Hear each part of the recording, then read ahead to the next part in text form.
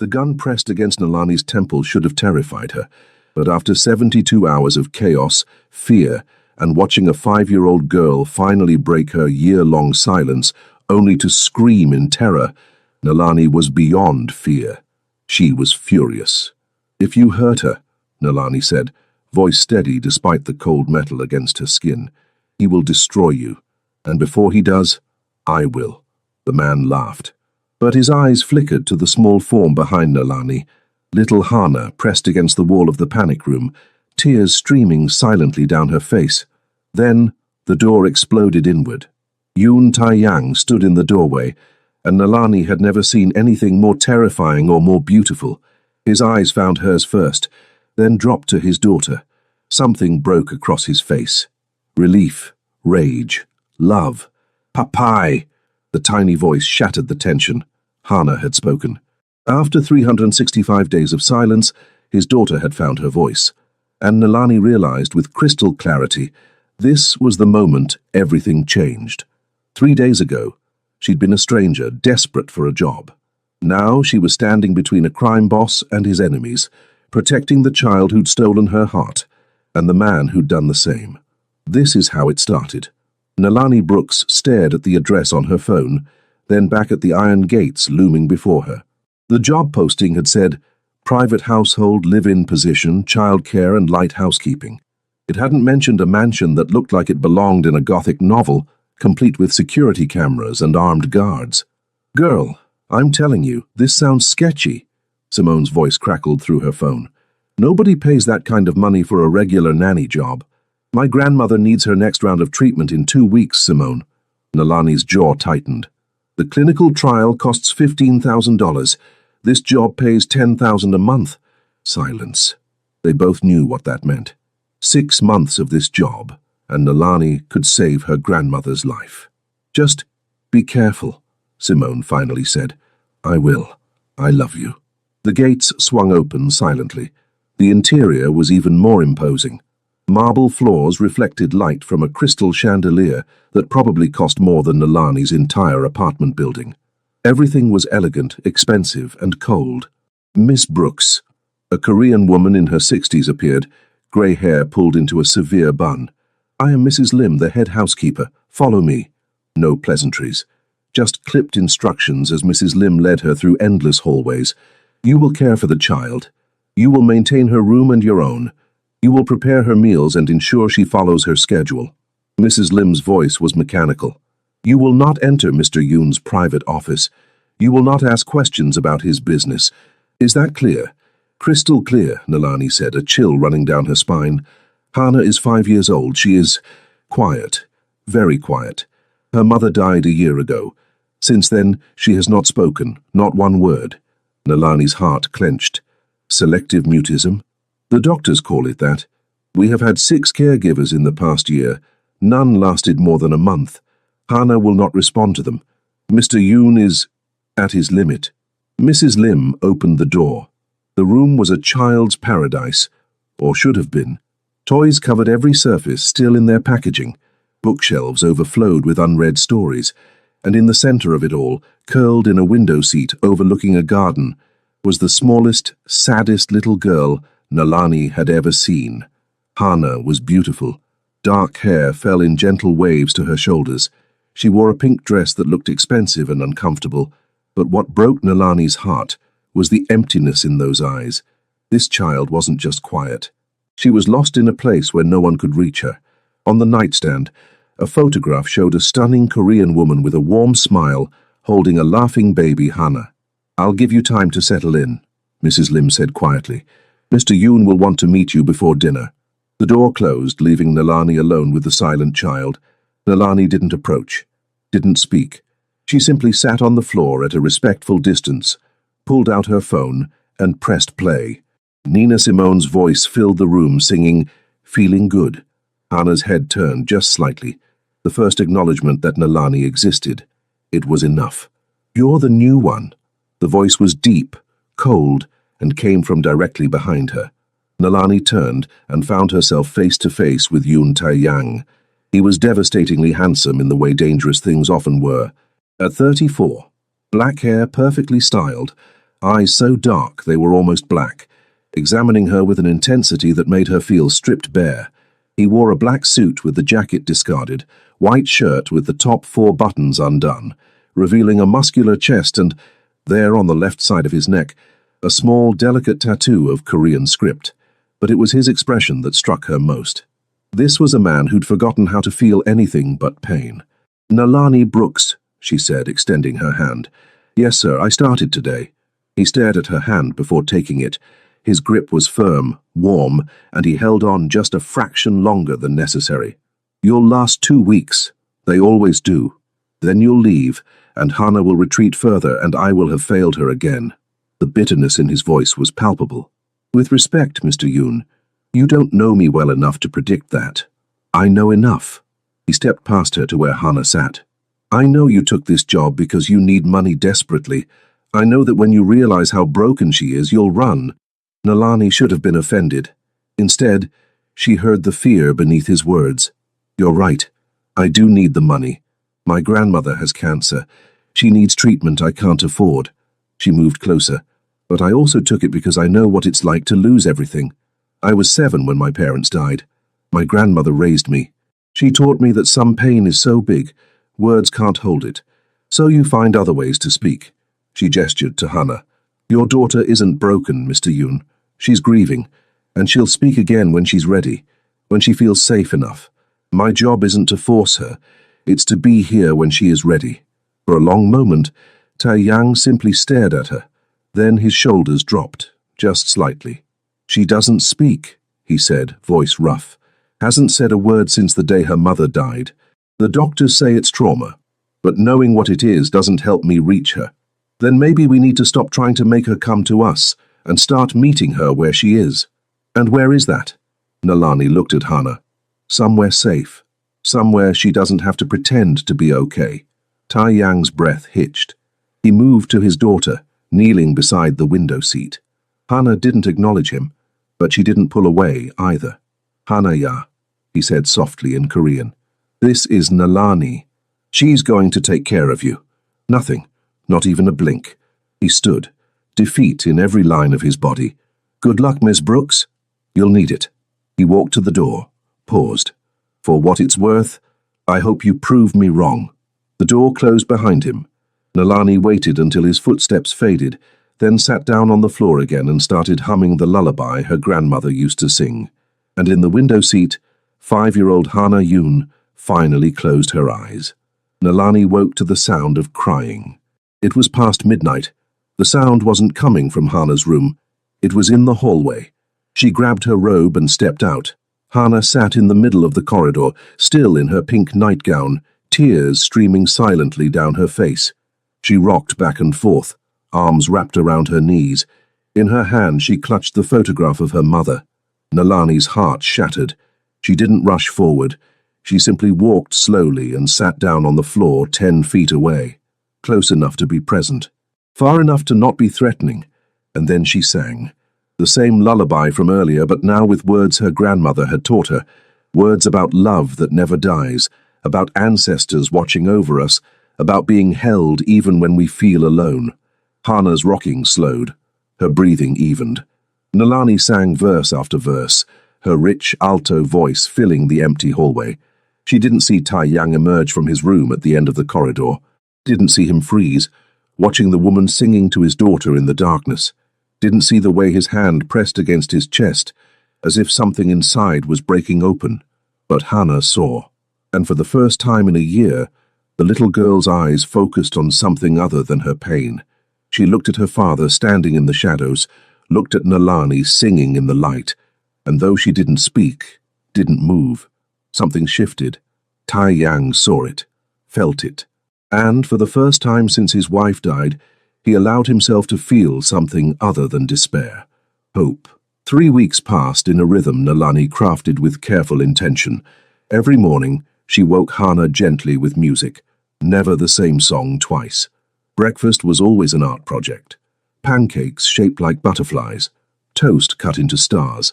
Hana didn't eat much, but she'd begun to watch Nalani create, and twice she'd reached out to rearrange a strawberry into a different pattern. Progress. After breakfast, They'd sit in the garden. Nalani would paint or draw, narrating her process but never requiring response. Hana would sit cross-legged in the grass, sometimes watching Nalani, sometimes lost in her own world. But she sat with Nalani. That was progress too. Tae-yang watched from his office window. He told himself he was checking on his daughter's welfare, but the truth was that he couldn't stop watching Nalani Brooks. She moved through his cold house like sunlight. She sang when she worked, hummed when she thought no one was listening. She talked to Hana constantly but never demanded response. And she was beautiful. Her skin the color of rich mahogany, her box braids that she wore in elaborate styles. When she smiled, usually at something Hana did, her entire face transformed. He hadn't felt attraction in over a year, but watching Nalani in his garden, paint on her fingers, singing to his silent daughter, Tae-yang felt something wake up inside him. It scared him to death. "You're staring," Adrian said from the doorway. Tae-yang didn't turn from the window. "I'm observing." "Right. The men are starting to notice. The men can focus on their jobs." Adrian had been with him for 15 years. He was the only person alive who could speak freely to Yun Tae-yang. "She's good for Hana. Better than any of the others. In 3 weeks, Hana's eating more, sleeping better, actually engaging with the world again." "I know. And she's—" "I know, Adrian, I know exactly what she is, which is why I need to maintain distance. Or you could let yourself have something good for once. I don't deserve good, and I certainly don't deserve her." That night, Nalani was in the kitchen making tea when Tae-yang appeared. It was nearly 11. Hana had gone to bed after finally allowing Nalani to read to her, actually sitting close enough that their shoulders touched. "You're still awake." She jumped, spinning around. Tae-yang stood in the doorway, jacket discarded, tie loose, looking more human and exhausted than she'd ever seen him. "I could say the same about you, Mr. Yoon." "Tae-yang," he said quietly. "When it's just us, call me Tae-yang." Something in her chest fluttered. "Then call me Nalani." He nodded, moving into the kitchen. "Tea? Chamomile. Helps me sleep. I don't sleep much. Maybe you should try chamomile." The corner of his mouth twitched. Not quite a smile, but close. They worked in companionable silence, Nalani preparing 2 cups, Tae-yang leaning against the counter. "She smiled today," Nalani said. "Just for a second. I was singing, 'Isn't she lovely?' and changed the lyrics to, 'Isn't Hana lovely?'" She smiled. Tae-yang's hand trembled around the cup. "She did. I thought my heart would explode. It was there and gone, but it was real. I haven't seen her smile since." He couldn't finish. "I know, but she will again." "She's starting to come back, Tae-yang." He set down his cup and his hand reached out, covering hers on the counter. The touch was electric. "Thank you," he said roughly, "for seeing her, for being patient." Nalani looked at their hands. His larger, scarred but gentle. "I'm not going anywhere," she whispered. His eyes met hers, and the intensity stole her breath. "You don't know what you're saying. You don't know what this house is, what I am. Then tell me." "I can't. Because if I tell you the truth, you'll leave, and Hana needs you." Nalani turned her hand over, threading her fingers through his. "I lost my parents when I was 7. Car accident. My grandmother was all I had left. She raised me alone.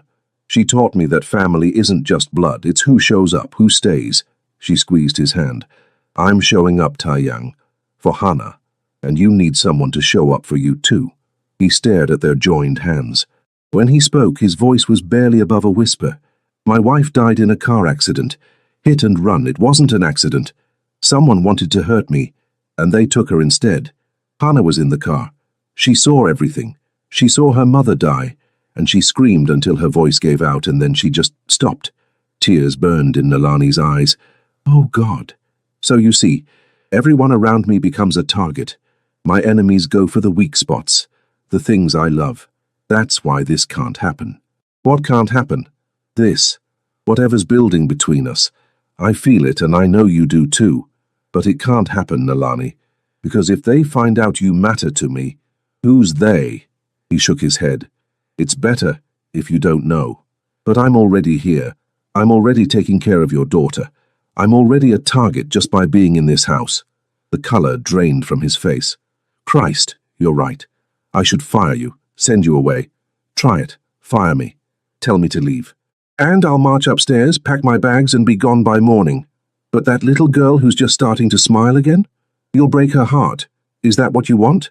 Of course not. Then stop trying to protect me by pushing me away. If there's real danger, protect me by keeping me close. Teach me what to watch for. She stepped toward him. But don't you dare tell me to leave, Hannah.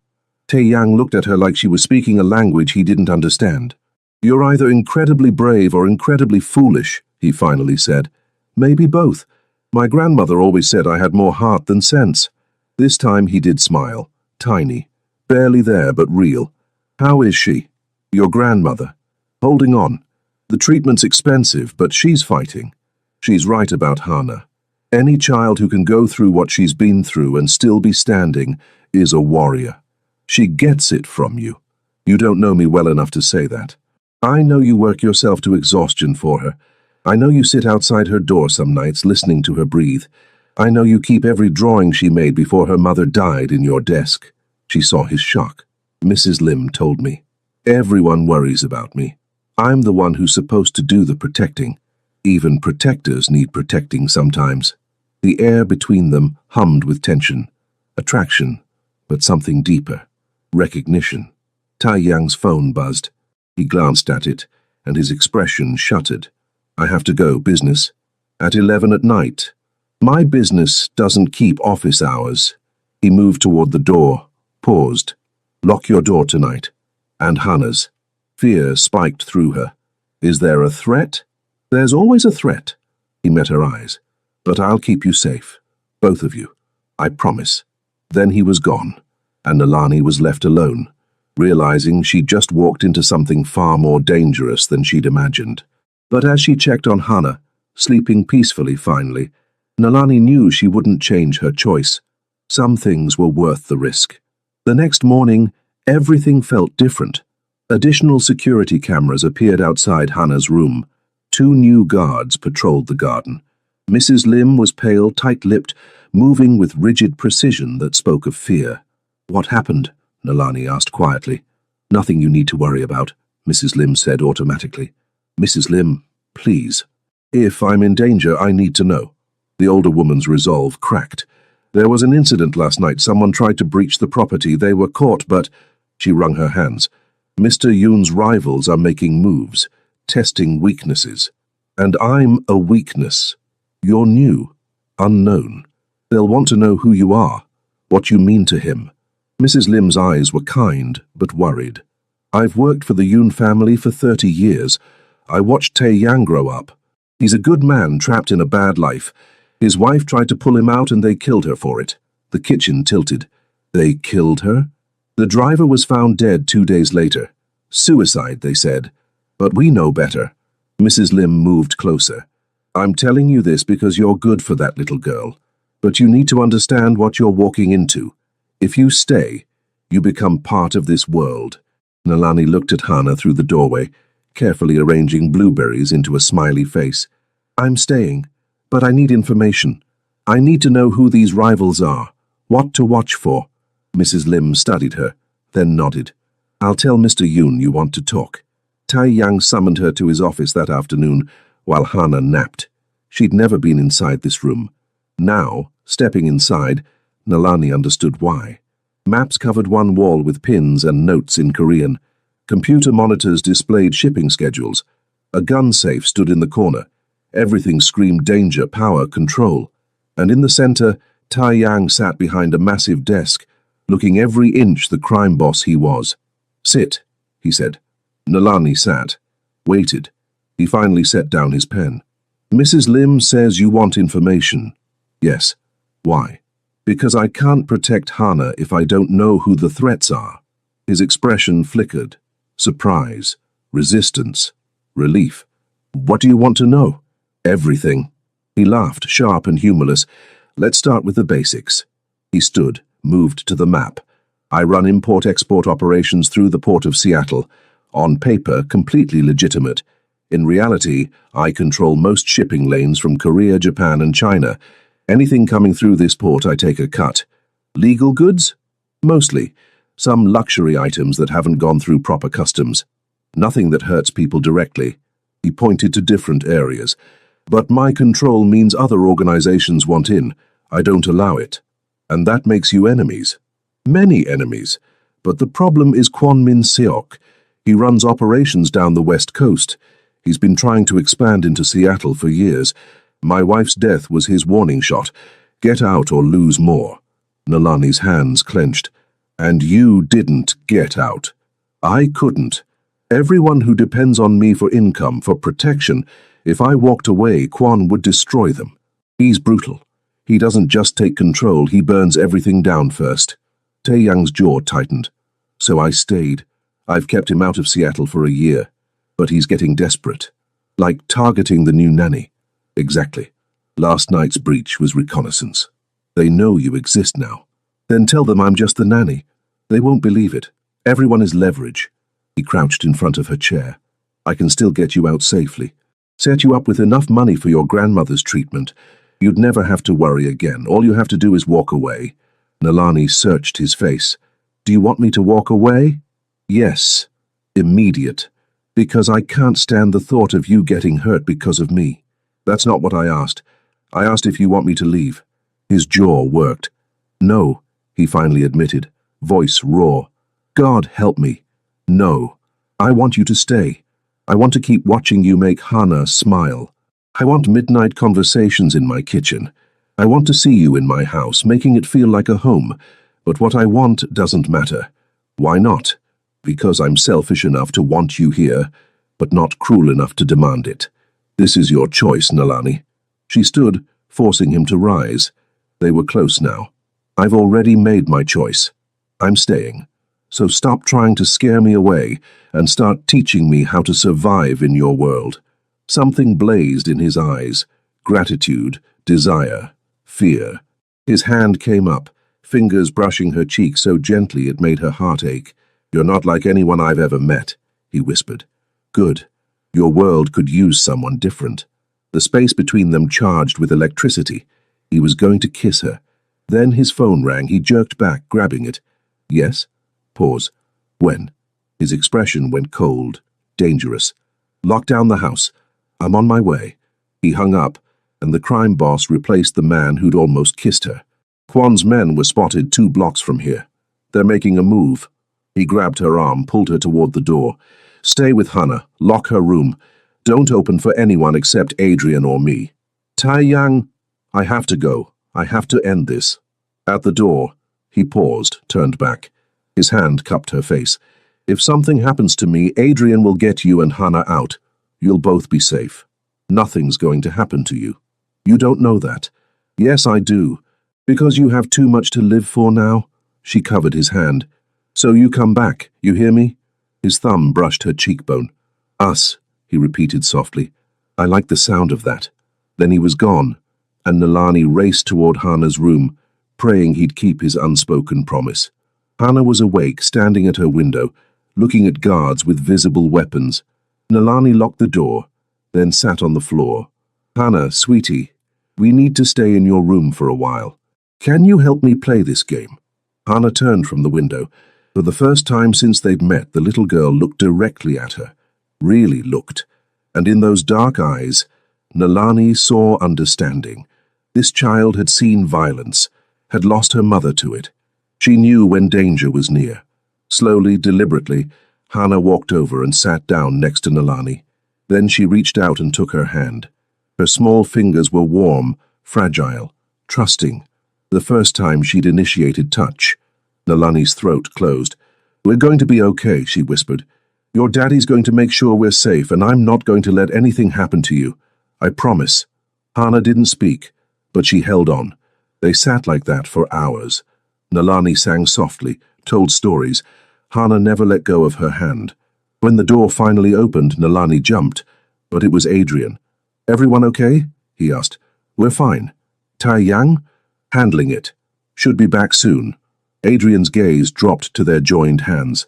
She never does that. You're the first since... I know. Nalani looked at Hana. She's incredibly brave. She gets it from her father. Adrian moved to the window. You're good for them, both of them.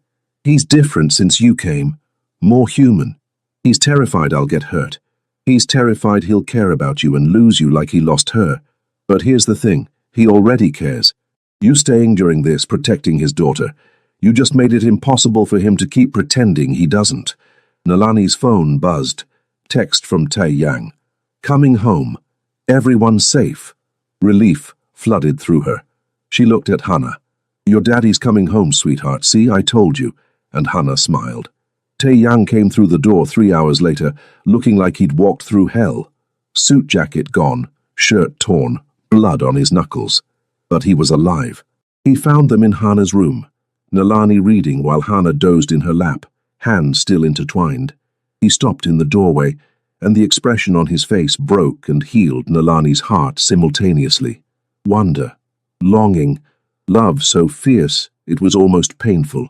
She's sleeping, Nalani whispered, but she held my hand the whole time, wouldn't let go. Tae-yang moved closer, kneeling beside them. His hand reached out to brush his daughter's hair. Hana stirred, eyes opening, saw her father. And she let go of Nalani's hand to reach for his. He gathered her into his arms, and for the first time since Nalani had arrived, she saw him cry. Silent tears as he held his daughter, rocking her, whispering in Korean, words of love, apologies, promises. Nalani started to rise, give them privacy, but Tae-yang's free arm caught her wrist. Stay, he said hoarsely. Please, stay. So she did. She sat beside them, hand on Hana's back, and let herself be part of this moment. When Hana fell back asleep and Tae-yang laid her in bed, he turned to Nalani, pulled her from the room, closed the door. Then he kissed her. Desperate, grateful, terrified, full of everything he couldn't say. His hands cupped her face, and he kissed her like she was air and he'd been drowning. Nalani kissed him back, hands fisting in his shirt, rising on tiptoes.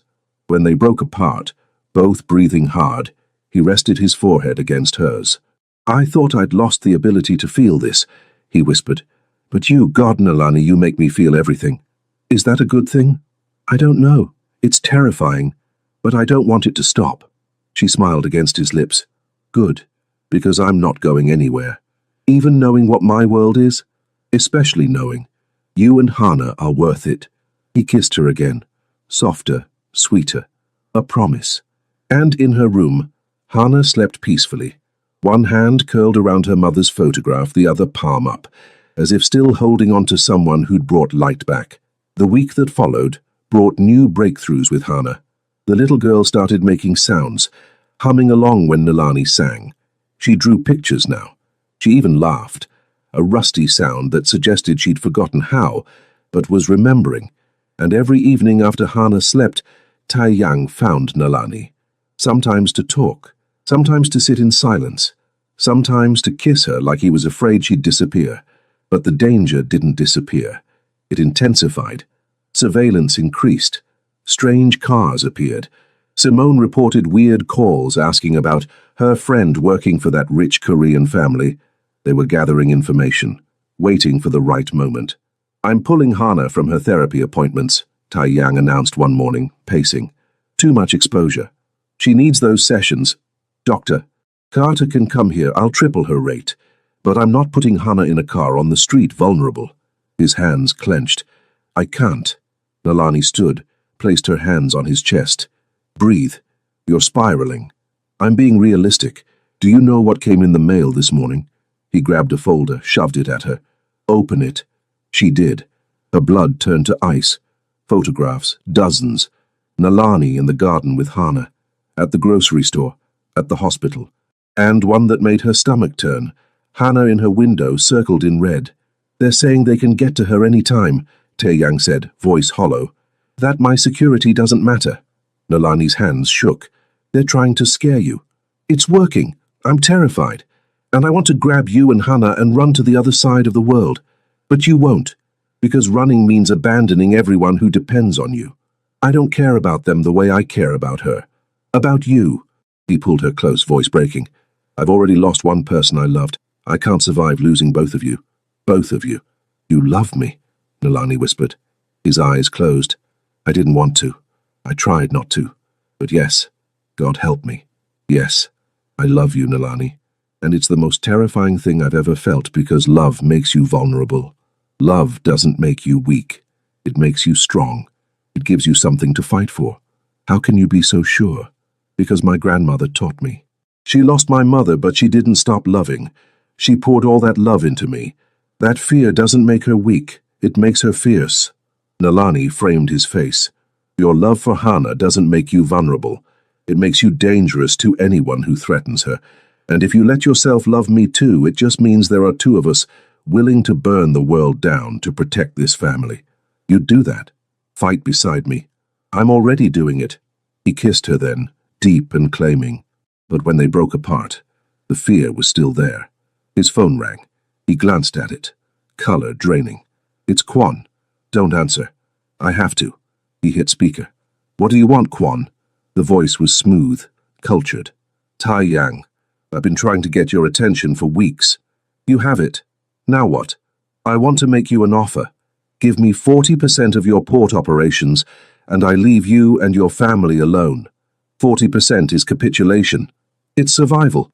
Because the alternative is, I keep making your life difficult until you have nothing left to protect. And I've noticed you have some new things to protect now. A pretty nanny, a daughter coming out of her shell. Would be such a shame if something interrupted that. Tai Yang's hand clenched around the phone. Touch them and I will end you. Slowly. Publicly. Such passion. That's new. The Yun Tai Yang I knew was ice. This man, making threats over a woman and child. He's vulnerable. And vulnerabilities can be exploited. Is that a threat? It's a reminder. You have 48 hours to consider my offer. After that, I stop being polite. The call ended. Silence. Tai Yang was shaking. He knows. He knows you matter. Which means we're already in his crosshairs, Nalani finished. So what do we do? I send you away. No. Nalani, no. I am not leaving. Hana needs me. You need me. And I need both of you. So we stop running and we face this together. You could die. We all die eventually, but I'd rather die fighting for something that matters than live safe and empty. She moved into his arms. Make me part of your world for real. Make me an asset instead of a liability. He stared at her. You want to join my organization? I want to stop being something you protect and start being someone who stands beside you. Let's make sure our enemies are too afraid to exploit that vulnerability. For a long moment, Tai Yang looked at her. Then something changed. The fear was joined by pride, hope, love. You're serious. Completely. It'll be dangerous. You'll see sides of me you might hate. I've already seen your darkness. I'm still here. He pulled her close, buried his face in her neck. You're either the bravest person I've ever met or the craziest. Definitely both. He laughed, rusty but real. Okay, we do this together. We protect Hana first, always, and we make Quan regret he ever threatened my family. Our family, Nalani corrected. Our family, he agreed. And when he kissed her this time, it was a promise, a declaration of war, a vow that whatever came, they'd face it together. The attack came 3 days later, in the middle of the night. Nalani woke to gunfire, not close but not far, somewhere on the property. She raced to Hana's room.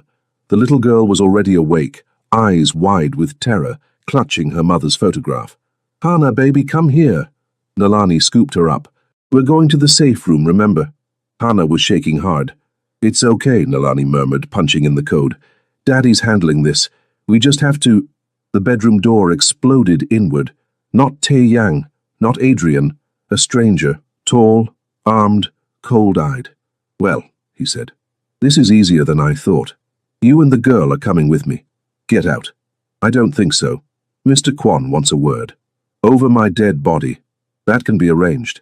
He raised his gun. Nalani dove for the ceramic lamp on Hana's nightstand, swung it with all her strength.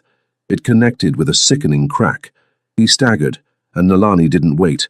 She grabbed Hana, threw them into the panic room, slammed the door. The lock engaged, steel and concrete between them and danger. Hana was screaming. Silent screams, no sound, just open mouth and tears. Shh, baby, I've got you. Nalani held her tight, hitting the emergency button. We're safe now. No one can get through this door. The handle rattled, banging, cursing. Then gunfire somewhere else. Then silence. Then Taeyang's voice panicked. Nalani! Hana! We're here! We're safe! The lock disengaged. Taeyang stood there, gun in hand, blood on his shirt, eyes wild until they landed on Hana in Nalani's arms. Oh, thank God. He was on his knees, pulling them both close, checking for injuries. Are you hurt? Did he touch you? We're fine. I hit him with a lamp and got us in the safe room. He looked at her, really looked, and saw the determination, the fierce protectiveness. You hit him with a lamp.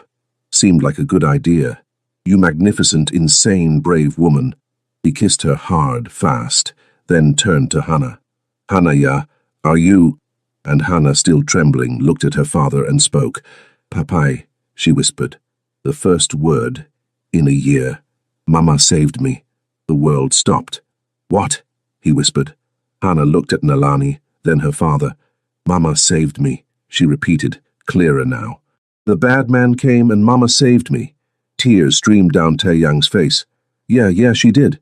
He looked at Nalani. She saved both of us. And Hana said one more word before collapsing into sleep. Home. The aftermath was chaos. Police came, though Taeyang made calls that ensured the investigation would be cursory. 3 of Kwan's men were in custody. 1 was dead. The one Nalani hit had a severe concussion. You hit him hard enough to crack his skull, Adrian told her with admiration. Nalani sat with Hana asleep in her lap, refusing to let go. I didn't think. I just knew I couldn't let him take her. That's what makes you family, Adrian said. Across the room, Taeyang was on the phone, voice lethal. I don't care what it costs. I want Kwan found. I want every safe house, every business, every person he's ever cared about identified. This ends now. When he hung up, he looked aged 10 years. Nalani shifted Hana, moved to him. What's the plan? War. Simple. Final. He came into my home. He threatened my daughter. This ends now. What do you need from me? He cupped her face. I need you to take Hana and leave. Tonight. Adrian has a safe house in Canada. No. Nalani, no. Running doesn't solve this. The only way to end this is to end it. Tell me what you need. I need you safe. Too bad. We're staying. Hana needs stability. She just started talking. She called me Mama. I will not abandon her when she's finally feeling safe. You called yourself Mama, he said softly. She did first. I just didn't correct her. Because I love her like she's mine. I know she had a mother. But in my heart, she feels like my daughter, and I will not leave my daughter. Taeyang's eyes closed. When they opened, they were wet. Do you have any idea what you mean to me, to us? I'm starting to figure it out. He pulled her close. I love you, completely, irrevocably. And that love makes me want to lock you somewhere safe. And my love makes me want to stand beside you, so we're at an impasse. No, because I just realized something. You're not trying to pull me out of this life. You're diving in. You're saying, if this is your world, then it's our world. And maybe that's what we've been missing. What do you mean? I mean, we face this together. We show Kwan that this family is untouchable. Not because we're hiding, but because we're unified. He kissed her softly. But we do it smart. Hana stays in the house with maximum security. You learn safety protocols. And I end this threat so completely that no one ever dares come for my family again. Our family, Nalani corrected. Our family, he agreed. The war lasted 2 weeks. Nalani never saw the worst of it, but she heard things. Saw exhaustion in Taeyang's face when he came home. Watched Adrian's injuries accumulate. But slowly, Kwan's empire crumbled. Taeyang was methodical. He hit every business, every income stream, every alliance. He exposed corruption. He turned Kwan's own men with better offers, and Nalani held down the home front. She kept Hana safe, calm, distracted. The little girl was talking now in full sentences, making up for lost time. She narrated everything, asked endless questions, sang songs. Is Daddy okay? Hana asked one night. He's fighting to keep us safe, Nalani said honestly. There are bad people who want to hurt us, and he's making sure they can't. Like the bad man who came to my room? Yes, baby. Hana was quiet. Then, Mama, are you going to stay, even when the bad people are gone? Nalani's hands stilled. Do you want me to stay? Yes. I love you. And Daddy loves you. I see it. Hana turned, serious beyond her years. My first mama is in heaven. She watches me, and I love her forever. But you're my mama now. Here. Is that okay? Tears blurred Nalani's vision. It's more than okay, sweetheart. I would be honored. Good. Hana snuggled close. Because you're the best mama ever. The end came on a rainy Tuesday. Tai Yang came home early, smiling for the first time in 2 weeks.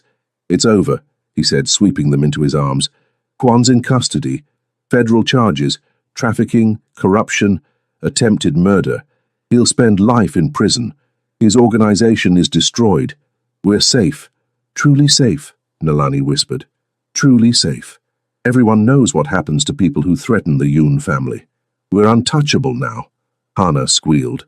Does this mean we can go to the park again? Soon, Angel. We're going to ease back into normal life. But yes, parks and school and everything. He kissed her forehead, looked at Nalani. We need to talk. About the future. Our future. That night, after Hana slept, Tae Yang led Nalani to the garden.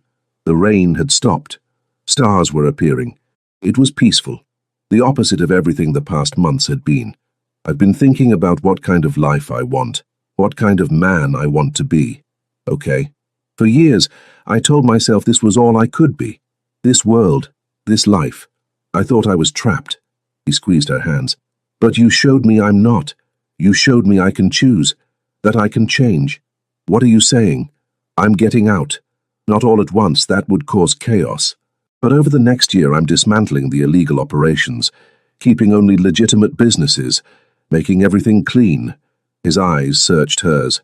I want to be a man Hana can be proud of. A man you can be proud of. Nalani's heart soared. You're serious. Completely. Adrian's going to handle the transition. I'll focus on the legal businesses, the art gallery, the restaurants, the real estate. That's incredible. I'm trading power for something better. Peace. A real life.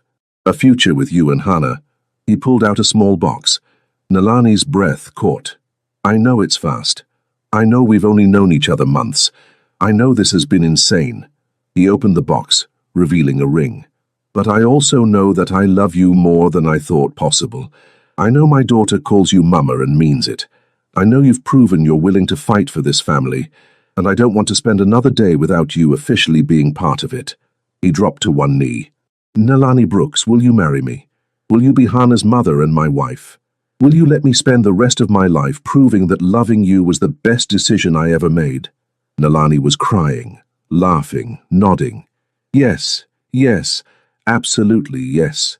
He slid the ring on, stood and kissed her like they had all the time in the world. When they broke apart, Nalani saw a small figure in the upstairs window. Hana, watching with the biggest smile. She's going to be excited, Nalani laughed. She already knows. I asked her permission first. She said, duh, Daddy, Mama's already ours, now we just make it official. Smart kid. Gets it from her mother. He pulled Nalani close, swaying under the stars. Both of them. 18 months later, Nalani woke to laughter. Bright, bubbling laughter filling the small coastal house. They'd left Seattle 6 months after the engagement. Tai Yang had kept his promise, dismantling his criminal operations piece by piece. It took a year, but they walked away with clear consciences. Now they lived in a small Oregon coastal town. Tai Yang ran a successful gallery specializing in Korean and African art. Nalani had finished her nursing degree and worked part-time at the local clinic. Hana attended public school and had countless friends. Life was simple, normal, beautiful. Mama, come see what Daddy's making. Hana's voice rang through the house. Nalani padded into the kitchen to find her husband attempting pancakes shaped like hearts. He was covered in flour, looking adorably domestic. It's your fault, he said, when he saw her laughing. You said you loved heart-shaped pancakes. They look more like blobs. Blobs of love. Hana giggled from the counter. At 7, she was vibrant, talkative, happy. The trauma hadn't disappeared, but it had faded, softened by consistent love and safety. Grandma's coming today. I'm going to show her my new painting. Nalani's grandmother, cancer-free for 14 months, visited monthly. She and Hana had bonded instantly, and she adored Taiyang. The doorbell rang. "I'll get it!" Hana scrambled down, racing to the door. Taeyang moved to Nalani, pulling her into his arms, kissing her temple. "Good morning, Mrs. Yoon." "Good morning, Mr. Yoon." She smiled against his chest. He rested his hand on her stomach, where a small bump was just starting to show. "How's our little one?" "Active." They hadn't told Hana yet about the baby. Wanted to wait until the second trimester, but Nalani caught her daughter watching sometimes with knowing eyes. "I love you," Taeyang said simply.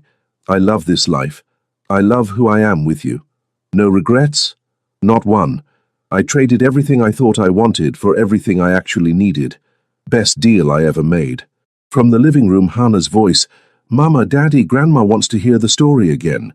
They found Hana curled up with Nalani's grandmother on the couch, both looking expectantly. "Which part?" Nalani asked, settling in.